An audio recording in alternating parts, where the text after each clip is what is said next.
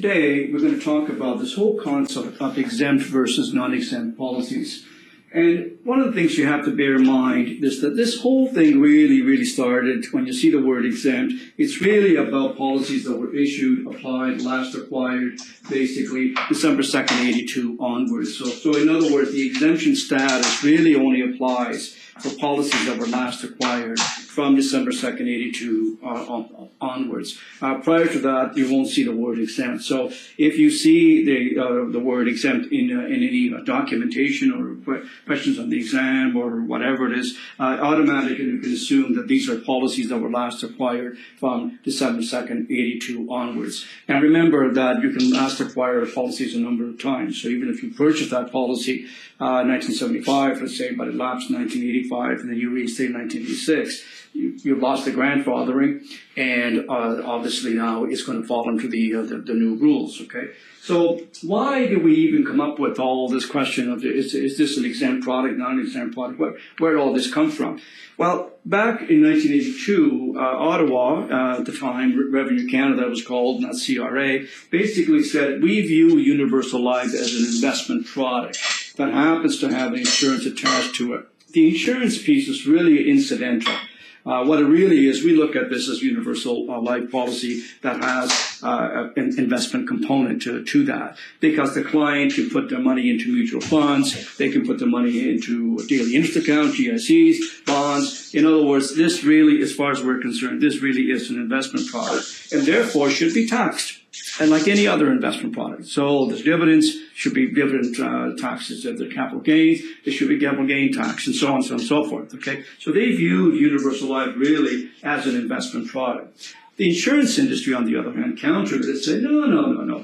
This is not an investment product. It's an insurance product. Okay, it's got YRT cost of insurance, a level cost of insurance. This is an insurance product. So we sell this as an insurance product. In other words, we cover the client's needs and everything, the insurance needs. But it also happens to give the client an option to basically invest money into various different funds, which he couldn't do before, let's say, because of the nature of this particular product. It gives the client the option to basically invest. They don't have to invest, but if they want to, they've got it. So basically, because we are Canadians, we tend to compromise on everything. What happened essentially was we came up with a compromise. And that compromise basically was, okay, we will honor the fact that this is an insurance product as long as the amount of money that's sitting in that policy stays within a certain number, okay, a certain line, which we'll show you in a moment, okay. In that case, then it will be considered an exempt product, and therefore it will not be taxed like any other kind of investment product.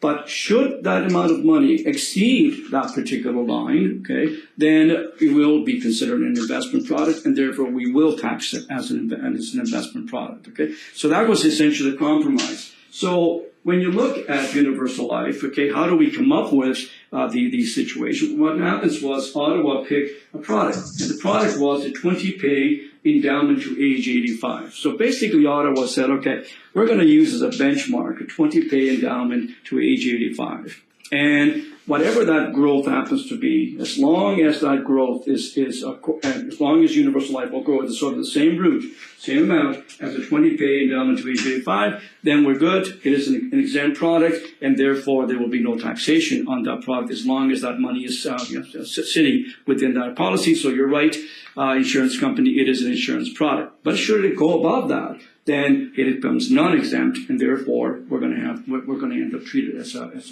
a taxable product, an investment product, basically.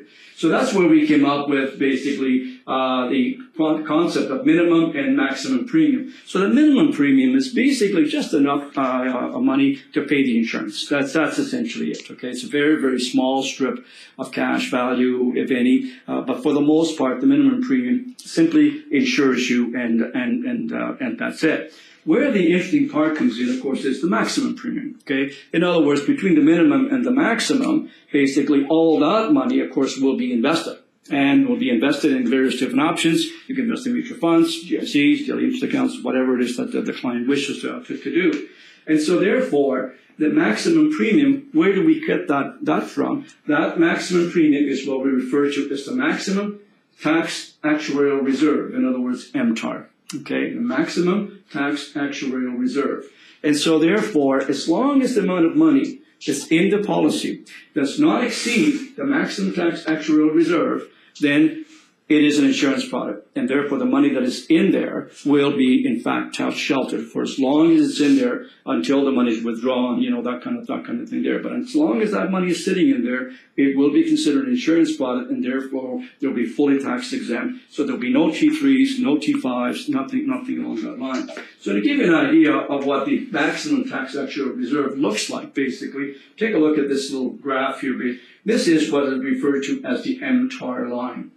And so this line basically follows this. Okay, so where this line comes from, of course, it depends on the age of the individual, the gender of the individual, how much coverage, and whether they're a smoker or non-smoker. So when you plug in all these numbers into your software and everything else, you plug in the age, male, female, smoker, non-smoker, and say 500,000 of coverage. It automatically, there's a formula in there, which is this formula here, and it says, okay, here's your minimum, this is your starting point, and here's the maximum. And as long as you're within that maximum line, you're totally tax exempt, no taxation at all. So basically, as long as the cash that's sitting in this policy stays within, is actually on the line or below that line, not a problem. The line will not receive a T3 or T5. It will be considered an insurance product, and so therefore there will be no taxation. So when you look at that, there could be considerable amount of tax sheltering involved here. And this is one of the attractiveness of universal life, in that you can, in fact, tax shelter substantial sums of money in here, depending on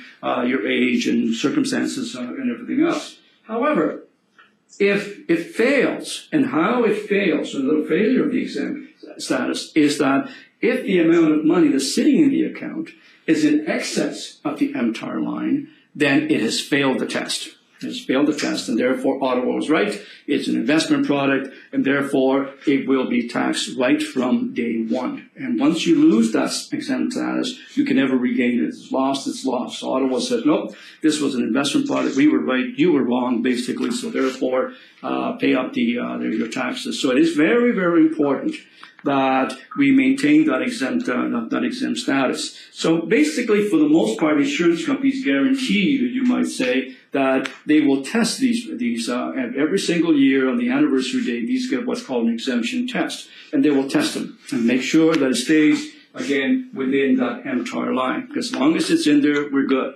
Excess that, then we've lost. Okay, and so, what is the remedy for an exemption test failure? So let's say it fails, okay? Essentially, there's three remedies you can do. Number one, you can increase your coverage, okay? And generally speaking, you can increase up to 8% without any medical evidence. So basically, automatically, the coverage will increase by 8%.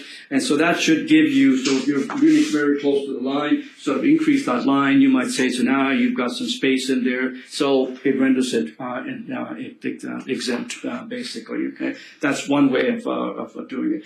You can also, of course, make a withdrawal. So let's say that you were up here, and there happened to be $30,000 sitting in there that has caused you the problem. In other words, it's in excess of the MTAR line. You can make that withdrawal. You can take that $30,000 and make a withdrawal. Now, bear in mind that when you do that, there may be some tax implications on that as well. So you have to take a look at that and see whether that's worth your while doing it as well. But essentially, making a withdrawal will also then render the product exempt, because then by making that withdrawal, you're back down to that line. So we're good, okay?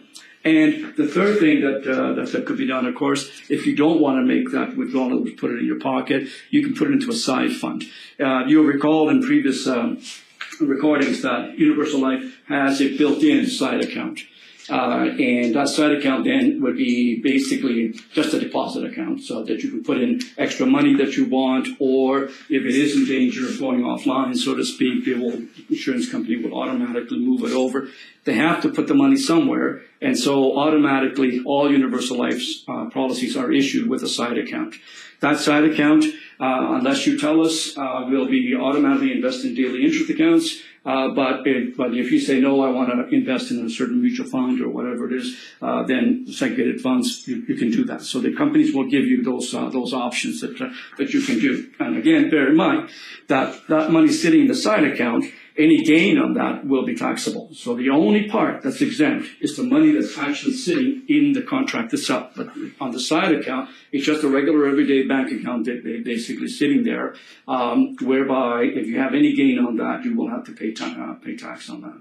So the three ways basically that you could, in fact, make sure that the product stays exempt is increase the coverage by 8%, okay? Make a withdrawal, or take that money and move it over to the side account, which can then be used, a later year or whatever when there is more space in the contract and everything.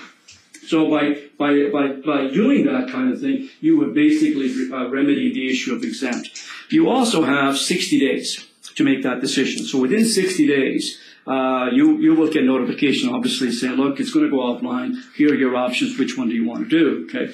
But you have to make that decision within that 60 days. If you go beyond the 60 days, the product now becomes non-exempt, and of course, then you have to pay your taxes and everything right from day one. So it's a very important thing to keep in mind. Now, having said that, most companies, what they'll end up doing if they don't hear back from you, they'll just automatically move it over to a side account anyways, put it into a daily interest account until they hear back from you, and then you can decide what you want to do with that money. But essentially, what we're saying is that there is remedy.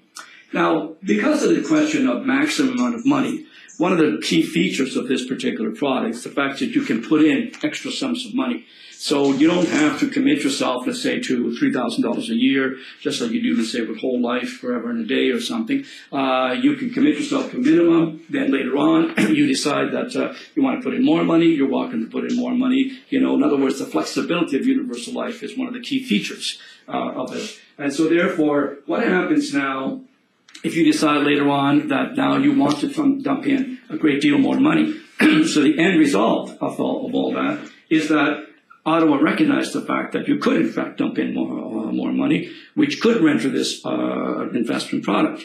So they have come out with what's called anti-dump-in rules. Okay, anti-dump-in rules. And so the anti-dump-in rule basically says that you cannot have any more than 250% of cash, okay, in your policy. Okay, you cannot have any more than 250%, but it's 250% of what? Okay, and what happens basically? It starts in the 7th year.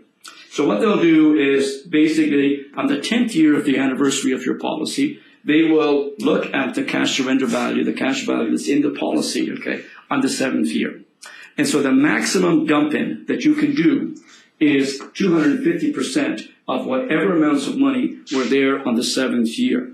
So if you only have $50,000 sitting in there, then it will be 250% of $50,000. You cannot put any more than that. So any excess of that will have to go to the side account.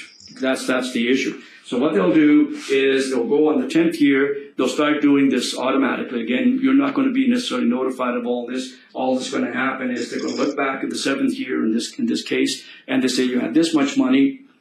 Now, on your statement, you're going to see how much money you can actually put in. And again, following the 250% rule, so that way it always stays exempt. That's the key element.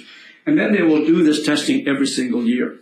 So in the 11th year, this becomes the 8th year. So in other words, they always go back 3 years. They always go back 3 years. And so therefore, based on that, on what amount of cash that you had in the first 3 years, then you multiply that by 250%. That is the maximum that dump-in that you can actually do on that policy. So this, the idea of the anti-dumping is to make sure that it's not an investment product, that it always maintains its insurance status. That's the whole idea.